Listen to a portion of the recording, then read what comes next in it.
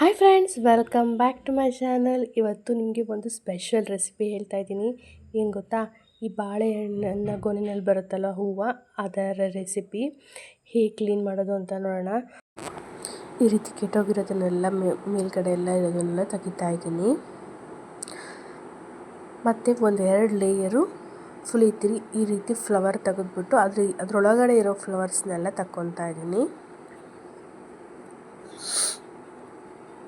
ಇದು ಮಾಡೋದು ಬೇಗನೆ ಮಾಡ್ಬೋದು ಅಂತ ಹೇಳ್ಬೋದು, ಬಟ್ ಕ್ಲೀನ್ ಮಾಡೋದಕ್ಕೆ ತುಂಬಾ ಪೇಷನ್ಸಿಂದ ಮಾಡಬೇಕು.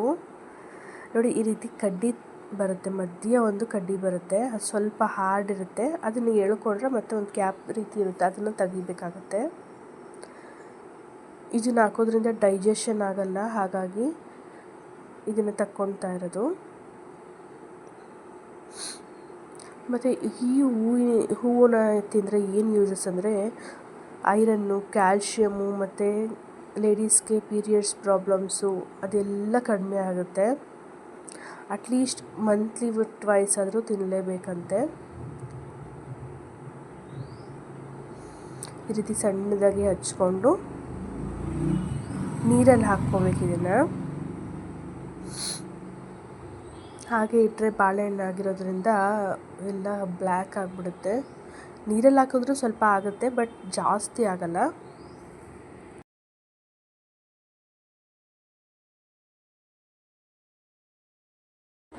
ಈಗ ನಾನೇನು ನೀರು ಇಟ್ಕೊಂಡಿದ್ದೆ ಅಲ್ವಾ, ಅದಕ್ಕೆ ಉಪ್ಪು ಮತ್ತು ಅರಿಶಿನ ಹಾಕಿ ತೊಳ್ಕೊತಾ ಇದ್ದೀನಿ.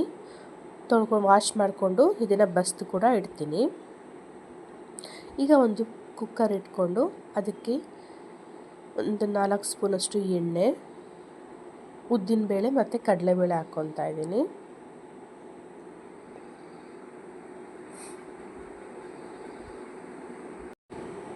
ಮತ್ತು ಅದು ಫ್ರೈ ಆದ ನಂತರ ಒಣಮೆಣ್ಸಿನ್ಕಾಯಿ ಹಾಕ್ಕೊತಾ ಇದ್ದೀನಿ. ಒಣಮೆಣ್ಸಿನ್ಕಾಯಿ ಇಲ್ಲ ಬ್ಯಾಡಗಿ ಮೆಣಸಿನ್ಕಾಯಿ 2 ಹಾಕ್ಬೋದು.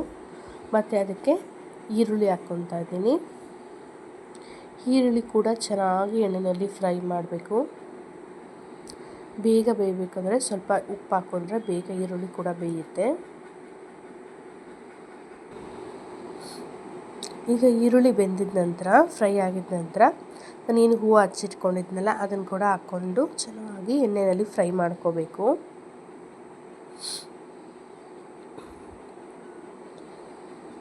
ಇದು ಬೇಯೋದಕ್ಕೆ ಜಾಸ್ತಿ ನೀರು ಬೇಕಾಗಲ್ಲ, ಸುಮ್ಮನೆ ಸ್ವಲ್ಪ ನೀರು ಹಾಕಿದ್ರೆ ಸಾಕು. ಹಾಗಾಗಿ ಹಾಗೆ ಫ್ರೈ ಮಾಡ್ಕೊತಾ ಇದ್ದೀನಿ. ಈಗ ಇದಕ್ಕೆ ಸಣ್ಣದಾಗಿ ಹಚ್ಚಿಟ್ಕೊಂಡ್ರು 1 ಟೊಮೆಟೊ ಹಾಕ್ಕೊತಾ ಇದ್ದೀನಿ.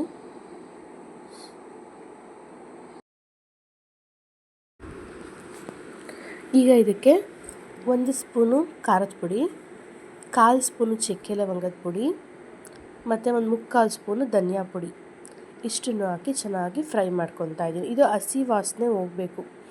ಹಸಿ ವಾಸನೆ ಹೋಗಿದ ನಂತರ ಕಾಯಿ ತುರಿ ಮತ್ತು ಕೊತ್ತಂಬರಿ ಸೊಪ್ಪು ಇದನ್ನು ಕೂಡ ಹಾಕಿ ಮಿಕ್ಸ್ ಮಾಡ್ಕೊತಾ ಇದ್ದೀನಿ. ತುಂಬಾ ಚೆನ್ನಾಗಿರುತ್ತೆ. ಹಾಗಾಗಿ ಹೆಣ್ಮಕ್ಳು ಪೀರಿಯಡ್ಸ್ ಪ್ರಾಬ್ಲಮ್ ಇರೋದ್ರಿಂದ ಅವರು ತಗೋಬೋದು. PCOD ಪ್ರಾಬ್ಲಮ್ಸ್ ಎಲ್ಲ ಕಮ್ಮಿ ಆಗುತ್ತೆ. ಮತ್ತು ಐರನ್ ಅಂಶ ಜಾಸ್ತಿ ಇರೋದ್ರಿಂದ ಇದು ತುಂಬ ಒಳ್ಳೆಯದು. ಈಗ ಇದಕ್ಕೆ ಸ್ವಲ್ಪ ನೀರು ಹಾಕಿ ಒಂದು 2 ವಿಷಲ್ ಬರೆಸ್ತಾ ಇದ್ದೀನಿ.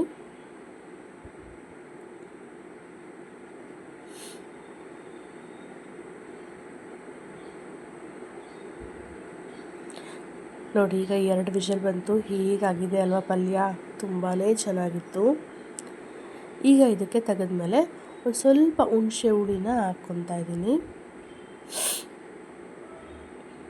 ಸ್ವಲ್ಪ ಜಾಸ್ತಿ ಬ್ಲ್ಯಾಕ್ ಆಗಿಬಿಟ್ರೆ ಇದು ಸ್ವಲ್ಪ ಕಹಿ ಬರುತ್ತೆ ಪಲ್ಯ, ಹಾಗಾಗಿ ಇದಕ್ಕೆ ಒಂದು ಸ್ವಲ್ಪ ಹುಣಸೆ ಹುಳಿ ಮತ್ತು ಬೆಲ್ಲ ಹಾಕ್ಕೊಂಡು ಫ್ರೈ ಮಾಡಿಕೊಂಡು. ಫ್ರೆಶ್ ಇದ್ದು ಮಾಡಿದ್ರೆ ಏನಾಗಲ್ಲ, ಬಟ್ ಸ್ವಲ್ಪ ಒಂದು ದಿವಸ ಹಳೇದಾದರೆ ಸ್ವಲ್ಪ ಕಹಿ ಬರುತ್ತೆ, ಹಾಗಾಗಿ ಹುಣಸೆಹಣ್ಣು ಬೆಲ್ಲ ಹಾಕ್ಕೋಬೇಕು. ನಾನು ಇದಕ್ಕೆ ಪರೋಟ ಹಾಕ್ಕೊಂಡಿದ್ದೆ, ತುಂಬಾ ಚೆನ್ನಾಗಿತ್ತು ಅಂತ ಹೇಳ್ಬೋದು. ಈಗ ಇದನ್ನು ಸರ್ವ್ ಮಾಡ್ಕೊತಾ ಇದ್ದೀನಿ. ನೋಡಿ ಹೇಗೆ ಕಾಣ್ತಾ ಇದೆ ಅಲ್ವಾ, ತುಂಬಾ ಚೆನ್ನಾಗಿತ್ತು ಮತ್ತು ಹೆಲ್ತಿಗೆ ಕೂಡ ಒಳ್ಳೆಯದು.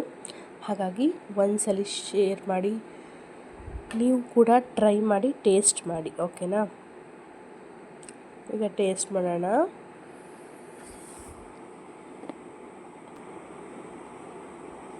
ಅದರಲ್ಲೂ ಈ ಪರೋಟಕ್ಕೆ ಕಾಂಬಿನೇಷನ್ ಅಂತೂ ಸಖತ್ತಾಗಿತ್ತು.